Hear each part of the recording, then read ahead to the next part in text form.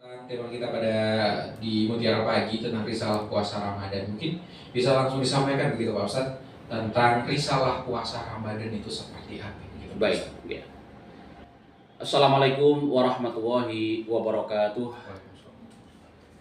Bismillahirrahmanirrahim. Alhamdulillahirabbil alamin. Wassalatu wassalamu ala Rasulillahi nabiyyina Muhammadin wa ala alihi wa ashabihi ajma'in wa man tabi'ahu bi ihsanin ila yaumiddin. Qala Allah Ta'ala fi kitabihil karim. A'udzu billahi minasyaitonir rajim. Bismillahirrahmanirrahim. Ya ayyuhalladzina amanu taqullaha haqqa tuqatih wa la tamutunna illa wa antum muslimun.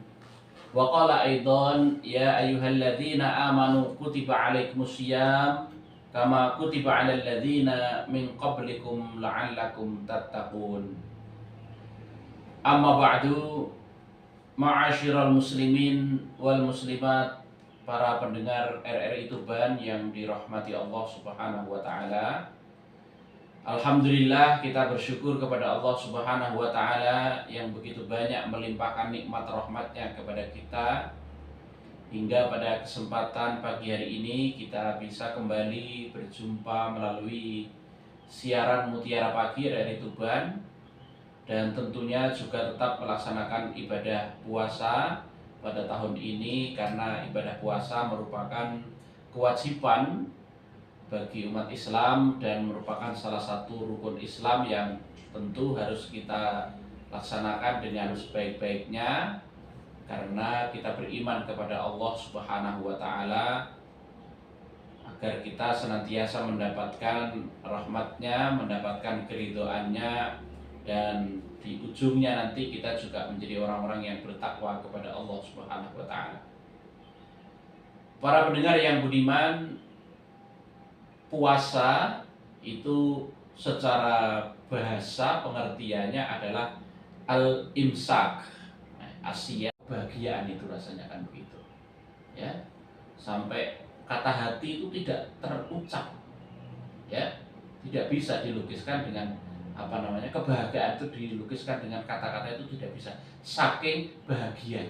Bahkan orang yang terlalu bahagia itu kadang-kadang sampai menangis, maksudnya tangis bahagia begitu.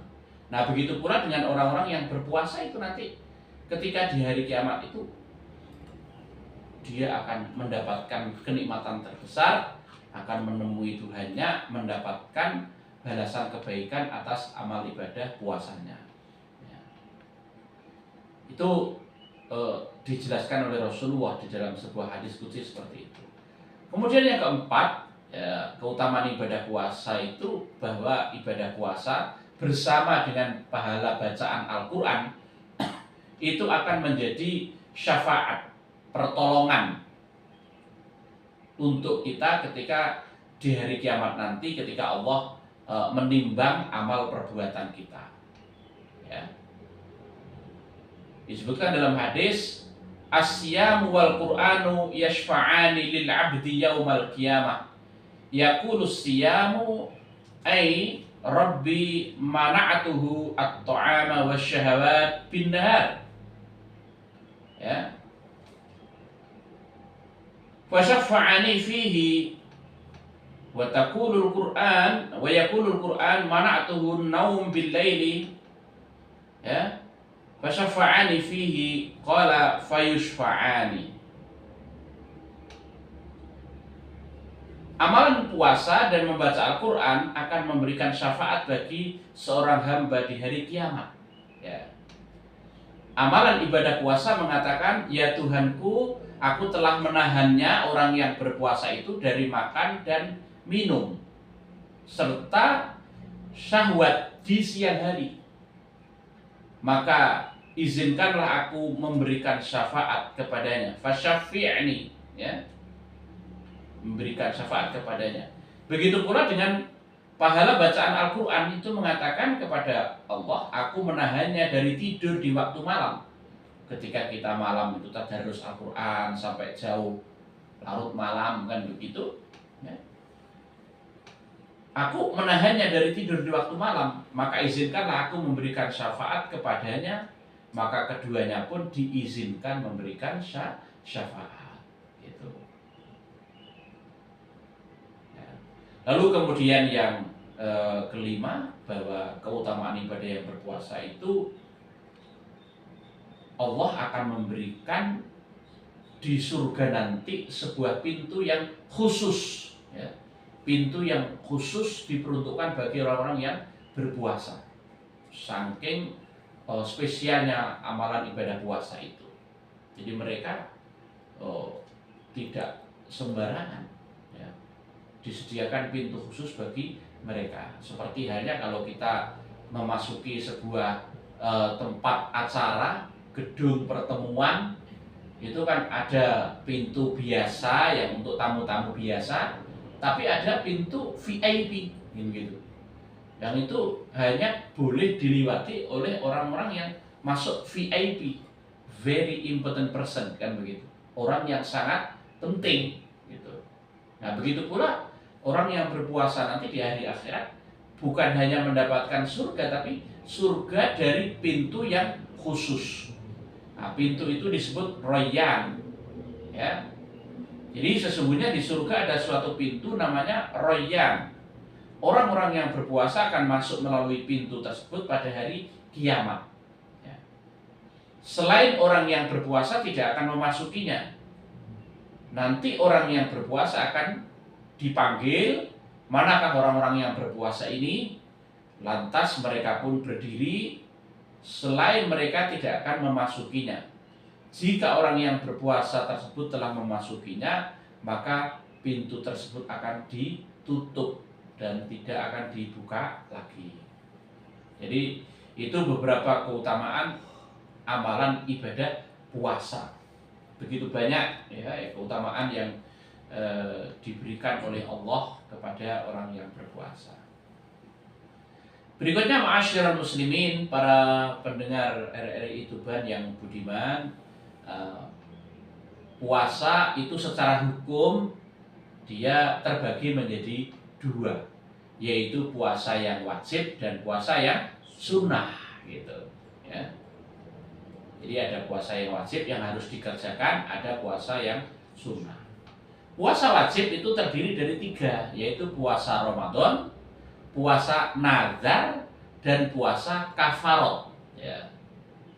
Puasa yang diwajibkan untuk semua orang Islam adalah puasa Ramadan, setahun sekali pada bulan Ramadan. Sedangkan puasa nazar adalah puasa bagi orang yang bernazar, gitu. Saya kalau diterima menjadi karyawan di RRI Tuban, maka saya akan berpuasa selama 2 hari, ya, atau 3 hari. Ternyata betul-betul diterima, ya. Maka harus dipenuhi nazar itu, ya. Itu sebagai bentuk kesyukuran kepada Allah Subhanahu wa Ta'ala, misalnya seperti itu, ya. Sedangkan puasa kafarat adalah puasa yang dilakukan karena melanggar sesuatu hal. Jadi misalnya karena kita bersumpah dengan nama Allah, ya, saya tidak mencuri barangmu, padahal mencuri, kan begitu. Sudah melakukan perbuatan mencuri itu dosa, lalu untuk menutupi supaya dia tidak dikatakan mencurinya, bersumpah atas nama Allah pula, kan begitu. Maka kewajibannya mengembalikan barang yang dicuri itu. Kemudian yang kedua, karena dia sudah menggunakan nama Allah untuk bersumpah yang dusta, maka dia harus berpuasa 3 hari. Nah, itu disebut puasa kafarat, maupun kafarat yang lain-lain masih banyak, gitu. Tapi yang puasa wajib untuk semua kaum muslimin adalah puasa Ramadan saja, gitu. Kemudian yang kedua adalah puasa sunnah, ya. Puasa yang tidak wajib, yang kalau kita kerjakan tentu akan mendapat pahala dari Allah Subhanahu wa Ta'ala. Kalau tidak kita kerjakan, tidak berdosa, yaitu puasa sunnah. Baik itu puasa misalnya puasa Senin Kamis, puasa Daud yang sehari berpuasa sehari berbuka, atau nanti setelah bulan Ramadan selesai lalu masuk ke dalam bulan Syawal, itu juga ada puasa sunnah, puasa Syawal namanya, yaitu 6 hari di bulan Syawal. Kecuali pada tanggal 1 Syawal, pada waktu hari raya, kita tidak tidak boleh berpuasa gitu. Dan masih banyak lagi puasa sunnah itu yang lainnya. Yang intinya kalau ada tuntunannya kita kerjakan. Kemudian berikutnya berkaitan dengan hukum puasa Ramadan. Ya, hukum puasa Ramadan. Hukum puasa Ramadan adalah wajib seperti yang kami sampaikan di awal tadi. Itu berdasarkan dalil dari Al-Quran maupun dari hadis dan juga konsensus atau ijma kesepakatan para ulama. Jadi tidak ada satupun ulama dalam Islam ini yang mengatakan puasa Ramadan tidak wajib. Semuanya mengatakan wajib. Dalil dari Al-Quran ya, itu disebutkan oleh Allah di dalam surat Al-Baqarah ayat yang ke 183. Ya ayyuhalladzina amanu kutiba alaikumusiyam kama kutiba alal ladzina min qablikum la'allakum tattaqun. Ya. Artinya wahai orang-orang yang beriman, diwajibkan kepadamu berpuasa sebagaimana diwajibkan kepada orang-orang atau kaum sebelum kamu supaya kamu bertakwa. Ya. Lalu pada ayat 185-nya dijelaskan oleh Allah, Syahru Ramadan alladzi unzila fihil Quran, dan seterusnya. Yaitu pada bulan Ramadan, di mana pada bulan Ramadan itulah diturunkan Al-Quran. Ya. Jadi dari situ kita tahu bahwa Al-Quran menjelaskan puasa Ramadan adalah wajib. Lalu kemudian yang kedua, di dalam hadis juga disebutkan, hadis riwayat Imam Bukhari, Rasulullah bersabda, "Buniyal Islamu ala khamsin, syahadati an la ilaha illallah wa anna Muhammadar Rasulullah, wa iqamis sholati wa ita'iz zakati wal haji wa shaumi Ramadan." Islam itu dibangun di atas 5 perkara. Ini yang kemudian kita sebut dengan rukun Islam, yaitu bersyahadat tiada Tuhan selain Allah dan Muhammad adalah utusan Allah. Lalu kemudian menegakkan sholat, membayar zakat, berhaji bagi yang mampu, lalu berpuasa pada bulan Ramadan. Ya. Jadi kelima-limanya wajib. Ya. Nah, kalau sudah tiba saatnya harus ditunaikan, harus dilaksanakan dengan sebaik-baiknya. Gitu. Lalu kemudian yang ketiga yaitu kesepakatan semua ulama. Itu menegaskan bahwa puasa Ramadan hukumnya adalah wajib. Gitu. Berarti kalau melaksanakannya berdosa, sempurna keislamannya, tapi kalau meninggalkannya, ya, kalau melaksanakannya berpahala, Islamnya menjadi sempurna, tapi kalau meninggalkannya, ya berdosa dan Islamnya bisa-bisa menjadi batal, gitu. Karena ini merupakan kewajiban. Nah, berikutnya khusus mengenai bulan Ramadan, ya, bulan yang hanya setahun dalam sekali tentunya, begitu.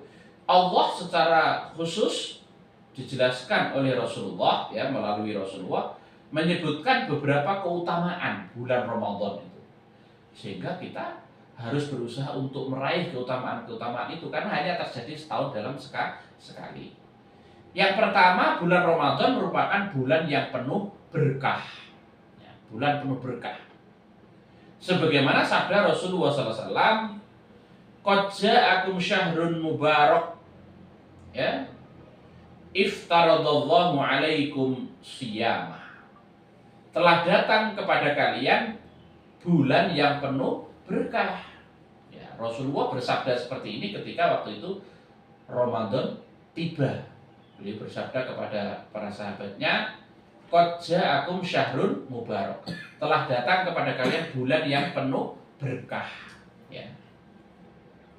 Di mana Allah mewajibkan kepada kalian untuk berpuasa. Berkah itu apa? Berkah itu adalah kebaikan dari Allah Subhanahu wa Ta'ala dan selalu bertambah dan bertambah, itulah berkah. Ya, gitu. Kemudian yang kedua, bahwa ketika pada bulan Ramadan itu Rasulullah menjelaskan pintu surga dibuka, pintu neraka ditutup, ya. Tuftahu fihi abwabul jannah wa tughlaqu fihi abwabul jahim. Pintu surga dibuka, pintu neraka ditutup. Ya. Maksudnya kita harus memanfaatkan momentum Ramadan, karena pada bulan Ramadan itulah segala pintu kebaikan dibuka. Ya, amalan-amalan kebaikan di bulan Ramadan ini dilipat gandakan pahalanya oleh Allah Subhanahu wa taala. Ya, kita bisa melakukan amal kebaikan apapun, kalau tidak mempunyai uang yang banyak, yang cukup, ya paling tidak berkata yang baik, memberikan nasihat yang baik, atau mendengarkan nasihat, ya, kajian, pengajian, diskusi, jamaah zikir dan lain sebagainya, kan begitu, ya. Atau kalau mampu ya bersedekah, berinfak dan lain sebagainya, membantu orang lain yang membutuhkan. Nah, kemudian yang kedua, pintu neraka ditutup, artinya pintu keburukan ditutup. Karena tadi seperti yang kita sampaikan bahwa ketika kita berpuasa tidak boleh bertengkar, kemudian mencaci maki, ya, menjelek-jelekan, memfitnah, gitu ya, gibah, ya, dan lain sebagainya, itu betul-betul ditutup oleh Allah Subhanahu wa taala melalui ibadah puasa. Bahkan, ya, kita dilatih untuk mengendalikan diri, menahan diri, mengendalikan nafsu kita, karena sesuatu yang halal pun kita diperintahkan untuk menahan. Makan, minum itu kan sesuatu yang mubah, ya, di bulan lain, tetapi kita dilatih untuk sementara ditahannya dulu. Apalagi sesuatu yang makruh dan bahkan haram, tentu tidak boleh kita kerjakan. Ya. Kemudian yang berikutnya, keutamaan ibadah bulan Ramadan itu bulan di mana setan dibelenggu. Ya, kita tidak tahu persisnya seperti apa setan itu dibelenggu, atau pakai rantai atau pakai tali tambang yang kuat itu, atau seperti apa, kita tidak tahu. Tapi yang pasti bahwa ketika kita di bulan Ramadan itu segala godaan setan dibatasi dengan ibadah puasa kita. Ya, dengan ibadah puasa kita itu kita harus mampu mengalahkan, mengendalikan hawa nafsu kita, tidak selalu kita perturutkan. Ya, ngantuk, mau tadarus kok ngantuk begitu, harus dilawan, ya, harus kita lakukan tadarus dulu, misalnya begitu, ya. Mau ikut kajian kok malas begitu, ya, itu harus dilawan. Ya, kalau kita tidak mampu melawannya, berarti setannya ucul, kan begitu. Setannya terlepas, tidak terbelenggu. Nah, kita harus mampu melawan itu. Lalu kemudian yang berikutnya, bahwa ketika ibadah bulan Ramadan itu, bahwa bulan Ramadan itu terdapat satu malam yang istimewa, namanya Lailatul Qadar. Lailatul Qadar adalah malam yang penuh dengan kemuliaan. Disebutkan di dalam firman Allah surat Al-Qadr itu, Lailatul Qadri khairum min alfi syahrin. Lailatul Qadar, keutamaan kebaikannya lebih baik daripada 1000 bulan. 1000 bulan itu kalau kita hitung dalam jumlah tahun itu adalah 83 tahun.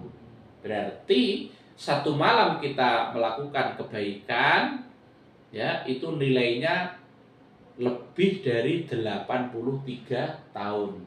Sedangkan Allah memberikan usia kepada manusia di zaman umat Nabi Muhammad ini jarang-jarang yang sampai 83 tahun. Karena itu Allah memberikan kemudahan bagi kita untuk meraih dalam waktu yang lama itu dengan memberikan Lailatul Qadar itu.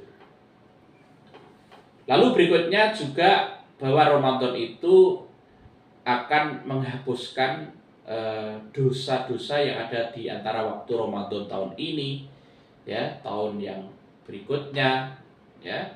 itu menghapuskan dosa-dosa, yaitu dosa-dosa kecil kalau dosa besar dijauhi. Dan yang terakhir bahwa ketika kita melaksanakan ibadah puasa di Ramadan dengan iman dan disertai keikhlasan semata-mata mengharapkan pahala dari Allah, itu juga dapat menghapuskan dosa-dosa yang telah kita kerjakan. Gitu. Sedangkan kita ini manusia biasa yang tidak mungkin tidak berdosa. Kita pasti mempunyai dosa, entah kecil entah besar, yang kita sengaja maupun yang kita lupa, yang samar maupun terang-terangan pasti mempunyai. Sehingga kita sangat membutuhkan ampunan dosa. Amalan yang bisa menghapuskan dosa-dosa diantaranya adalah puasa pada bulan Ramadan itu. Ma'asyiral muslimin wal muslimat, para pendengar RRI yang budiman yang dirahmati Allah. Kemudian yang selanjutnya, kalau tadi disebutkan tentang pahala, keutamaan, bagaimana orang yang tidak mau melaksanakan ibadah puasa Ramadan itu, ya, apa ancamannya, ya?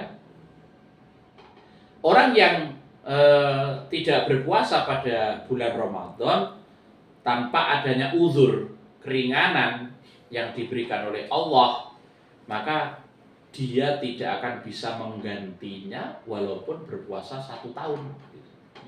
Tidak bisa diganti gitu.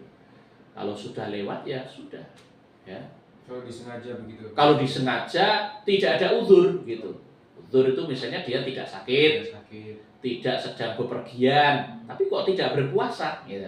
Dia sehat walafiat, lalu kemudian di rumah dengan sengaja tidak berpuasa, gitu. Maka itu walaupun dia untuk mengganti 1 hari saja itu dengan puasa 1 tahun, tetap tidak bisa tergantikan. Kemudian yang kedua, bahwa tadi kan sudah disebutkan bahwa puasa itu sebagai rukun Islam, ya, pokok dari ajaran Islam. Maka kalau dia ditinggalkan, berarti orang yang meninggalkannya itu sudah dianggap keluar dari agama Islam, gitu. Jadi karena tidak melaksanakan sendi atau pokok dari ajaran Islam itu sendiri. Jadi walaupun dia ngaku muslim, tapi hakikatnya sudah tidak muslim lagi karena tidak melaksanakan kewajiban sebagai orang Islam, gitu. Ya, jadi misalnya seperti Mas Wahyu ini sebagai penyiar RRI, tapi tidak melaksanakan tugas siarannya, berarti kan tidak bisa disebut sebagai penyiar lagi. Nah, tentunya di perjanjian dengan pimpinan ada semacam itu.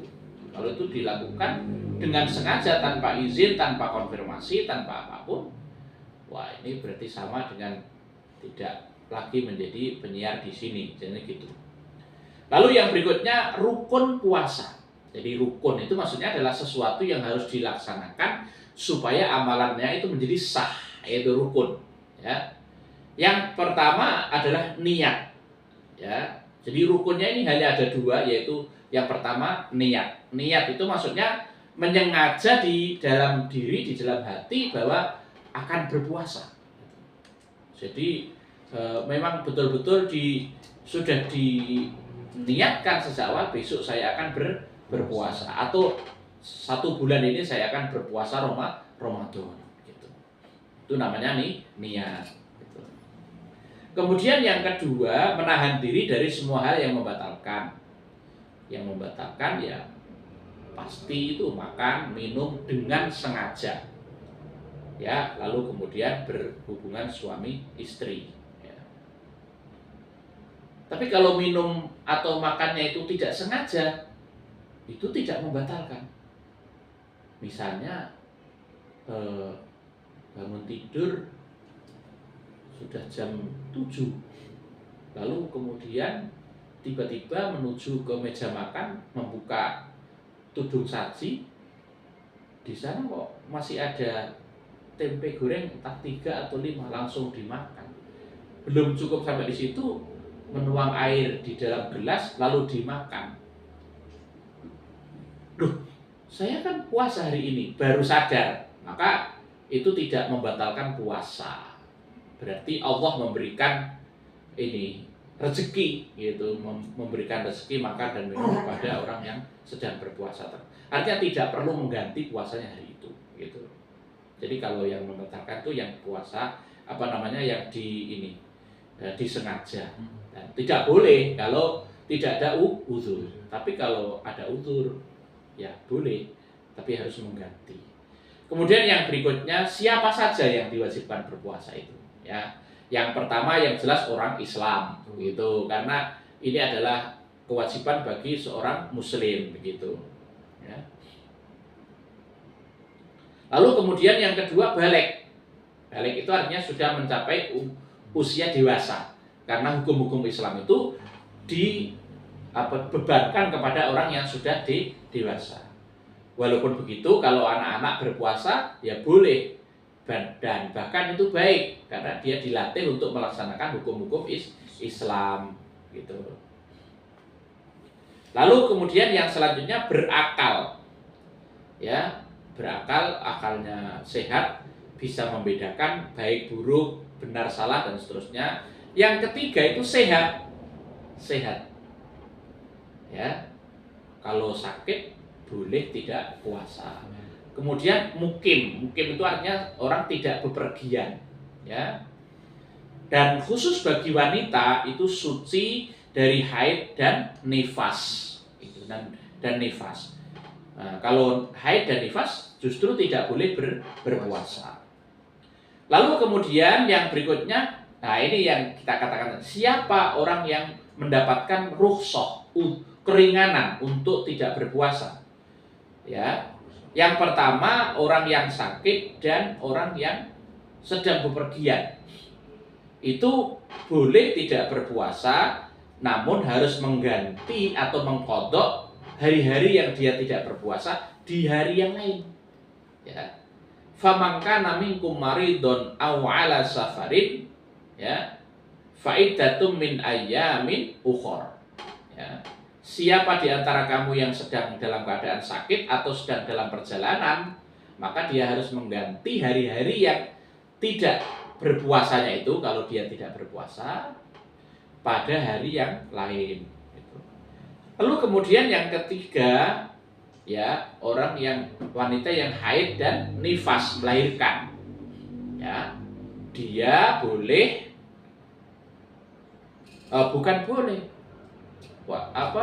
tidak boleh berpuasa. Nah, dia harus tidak berpuasa karena kalau berpuasa puasanya tidak sah, itu gitu. Jadi dia tidak berpuasa dan harus menggantinya pula pada hari yang lain, gitu. Lalu kemudian orang tua yang sudah lanjut usia tidak mampu secara fisik kalau berpuasa. Begitu pula dengan wanita hamil dan wanita menyusui, itu boleh tidak berpuasa dan harus membayar fidyah, gitu. Jadi membayar fidyah, memberi makan orang miskin, gitu. Berikutnya ini yang juga tidak kalah pentingnya, bahwa ketika kita berpuasa itu harus juga melaksanakan amalan keutamaan yang lain, yaitu sahur yang pertama. Tidak boleh kita meremehkan keutamaannya ini, karena sahur itu manfaatnya sangat besar. Ya, ada keberkahan di situ, fisik kita juga semakin bugar kalau kita sahur. Lalu kemudian yang kedua, takjil. Takjil itu menyegerakan berbuka. Ketika sudah tiba waktunya, ya berbuka. Jangan ditunda-tunda. Males, masih nanti aja, belum selera. Tapi saya tidak yakin kalau kita sudah waktunya buka itu ingin menunda. Pasti kita ingin segera berbuka, kan begitu. Apalagi kalau sudah dihidangkan berbagai makanan kesukaan kita, ya, di sana sudah ada es campur, luar biasa, itu bisa kita nikmati, kan begitu. Kemudian ada kurma, dan yang pasti biasanya ada tempe yang digoreng dengan garing, ya kan gitu. Apalagi di sampingnya juga ada lombok hijau, ya itu. Walaupun bahkan seandainya boleh sebelum waktunya kita nikmati. Nah itu keutamaan. Lalu kemudian yang ketiga, kita juga dianjurkan berdoa saat berpuasa maupun ketika berbuka. Karena doa orang yang berpuasa itu dikabulkan oleh Allah. Lalu kemudian yang keempat, menjaga sikap dan lisan kita. Itu yang sangat penting. Ketika kita berpuasa harus menjaga sikap dan lisan. Tidak berkata dusta ya ketika kita berpuasa. Lalu bermurah hati dan mempelajari Al-Quran. Mempelajari itu baik ya membacanya maupun mengkajinya ya, seperti salah satu dari nasihat Tombo Ati ono limo perkarane itu ya, maca Quran angen-angen sak maknane kan begitu ya. Lalu kemudian khusus di 10 hari terakhir kita dianjurkan iktikaf ya, berdiam diri di masjid untuk secara khusus melakukan ibadah ya, melakukan ibadah. Itu diantara hal-hal keutamaan yang dianjurkan untuk dilakukan ketika kita berpuasa. Kemudian berikutnya hal yang diperbolehkan ketika berpuasa itu yang pertama menyelam. Karena cuaca sangat panas, misalnya kalau sekarang ini kan lagi musim hujan enak ini. Tapi kalau cuaca sangat panas, terik begitu matahari, kemudian kita mencebur ke kolam renang, menyelam untuk mendinginkan badan, mengurangi itu namanya suhu yang panas itu boleh. Yang penting tidak menyelam sambil minum air, tidak boleh. Dan itu kita jangan mendustai diri sendiri. Ya, kita kalau seperti itu namanya mendustai diri sendiri dan Allah tahu, walaupun orang lain tidak tahu gitu. Lalu berbekam itu mengeluarkan darah kotor itu juga boleh, asalkan jangan sampai membuat fisik kita menjadi lemah ya. Tapi kalau fisik menjadi lemah karena hal itu hukumnya makruh gitu. Makruh. Lalu kemudian berkumur-kumur dan memasukkan air ke hidung ketika berwudu itu juga boleh. Yang penting tidak sampai ketika berkumur ya sekalian dimasukkan, ya itu yang tidak boleh ya. Lalu kemudian yang berikutnya adalah junub pada saat waktu subuh sudah masuk atau sudah lewat. Ya, bagi suami istri misalnya di malam hari melakukan hubungan badan, lalu tidur waktu subuh sudah lewat, belum sempat mandi junub misalnya, itu boleh. Ya, yang penting hubungan badannya itu dikerjakan sebelum waktu subuh masuk gitu. Lalu kemudian hal yang membatalkan puasa itu yang pertama niat membatalkan. Jadi walaupun tidak makan, tidak minum, tapi niat membatalkan itu berarti sudah batal. Karena rukun puasa yang pertama tadi adalah niat. Lalu kemudian makan dan minum yang disengaja. Ya, kalau lupa tidak apa-apa gitu. Ya, itu karena adanya uzur tadi itu misalnya. Lalu kemudian kita yang harus hati-hati itu adalah salah menduga waktu berbuka. Karena itu kita harus jam berapa bukanya. Jangan sebelum itu kita kira itu sudah masuk padahal belum masuk waktu maghrib. Tidak boleh. Lalu kemudian yang berikutnya tadi haid dan nifas.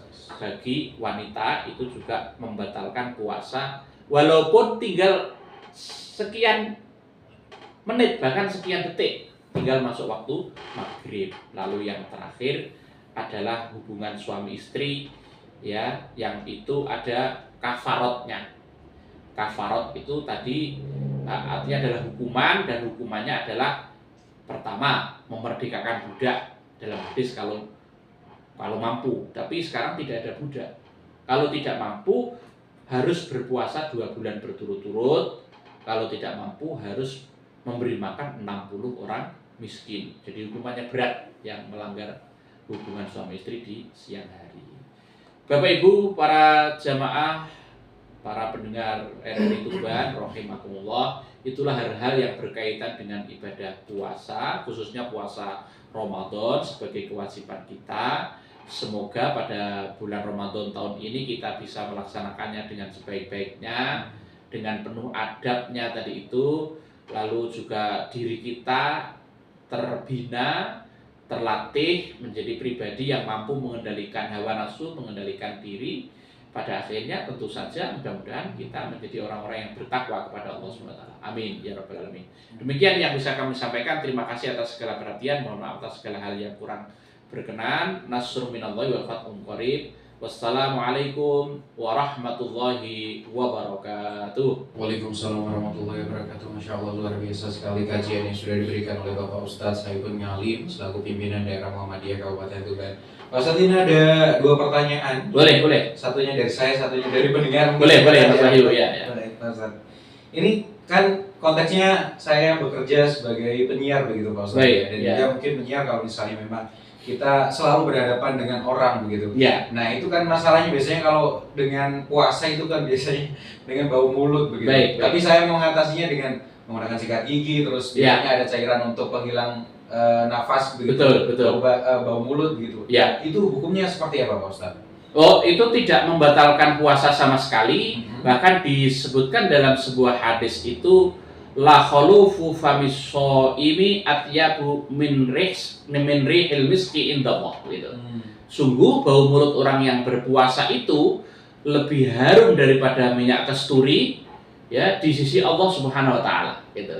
Jadi itu wajar karena orang yang berpuasa itu karena kan tidak kemasukan makanan dan minuman, sehingga ya secara biologis ya secara fisik menimbulkan bau mulut itu wajar biasa begitu. Meskipun tadi Mas Wahyu ya sudah berusaha dengan cara bergosok gigi lalu terus berkumur-kumur mungkin ya begitu. Itu baik begitu. Tapi kalaupun misalnya bau itu justru keutamaannya itu melebihi harumnya minyak kasturi kata Rasulullah itu begitu di sisi Allah Subhanahu wa taala, dan sama sekali tidak membatalkan puasa begitu. Tidak apa-apa begitu. Tidak apa-apa begitu ya. Kemudian yang kedua, ini pertanyaan juga dari pendengar RRI Tuban, mungkin bisa saya bacakan begitu Pak? Boleh. Ini dari Bahmat di Palang. Ustadz, di kampung saya kalau buka puasa sering ada tradisi makan bareng di masjid ya. dengan menu yang agak berani bumbunya. Ya. Kadang saking semangatnya pas sholat rawih jadi mengantuk dan sendawa terus. Bagaimana hukumnya sholat dalam kondisi kekenyangan seperti itu Pak Ustadz? Oh baik ya. Baik. Itu namanya iftar jama'i atau buka bersama atau bubel gitu. Betul. Dan itu menambah semangat memang begitu ya, selain menimbulkan kebersamaan ya, keakraban, juga kerukunan dan persaudaraan begitu. Itu baik. Cuma kadang-kadang memang karena saking semangatnya sampai kekenyangan. Betul, begitu. itu masalahnya. Kalau sudah kekenyangan lalu kemudian tarawehnya ini agak kepayahan. Iya. Di samping itu mungkin ada sendawa kan begitu, karena bekas-bekas makanan minuman yang masuk di dalam tenggorokan kita. Ya itu tidak masalah, hanya kurang khusyuk saja barangkali sholatnya begitu. Kalau kita tidak ngantuk itu kan bisa sholat dengan lebih khusyuk begitu. Begitu pula dengan sendawa itu ya tidak membatalkan sholat sama sekali, hanya mungkin paling-paling temannya yang akan terganggu gitu. Nah, jadi kalau secara hukum tidak ada masalah, hanya mungkin perlu kita kondisikan supaya hal itu tidak terjadi. Mungkin makanya ketika sebelum tarawih itu ya secukupnya saja. Nah, nanti kalau yang setelah tarawih boleh nambah lagi. Itu namanya mindu. Mindu itu nambah yang kedua kalinya. Boleh, karena supaya tarawih kita juga bisa kita laksanakan dengan khusyuk begitu, karena tarawih ini juga ibadah yang sangat penting karena itu pahalanya juga sangat besar. Kira-kira begitu Mas Wahyu. Baik, semoga terjawab pertanyaan dari Bahmat yang ada di Palang tadi ya. Jadi secukupnya begitu ya. Secukupnya. Jadi kalau misalnya mau tambah setelah tarawih begitu. Setelah tarawih agar tidak ya, malas ya. dan juga ngantuk. Betul. Nah mungkin itu saja Pak Ustadz ya, karena waktu juga sudah memasuki waktu Indonesia bagian barat. Baik. Dan semoga apa yang disampaikan oleh Bapak Ustadz Saipul Ngalim dengan tema Mutiara Pagi Risalah Puasa Ramadan tadi bisa diterima dan juga bisa menjadi barokah untuk kita semuanya. Terima kasih pendengar. Setelah ini kita akan terhubung dengan program 1 Surabaya untuk mendengarkan warta pagi yang akan mengudara di pukul 6 sampai 6.30 waktu Indonesia bagian barat. Terima kasih. Selamat pagi, sampai jumpa dan assalamualaikum warahmatullahi wabarakatuh. Waalaikumsalam.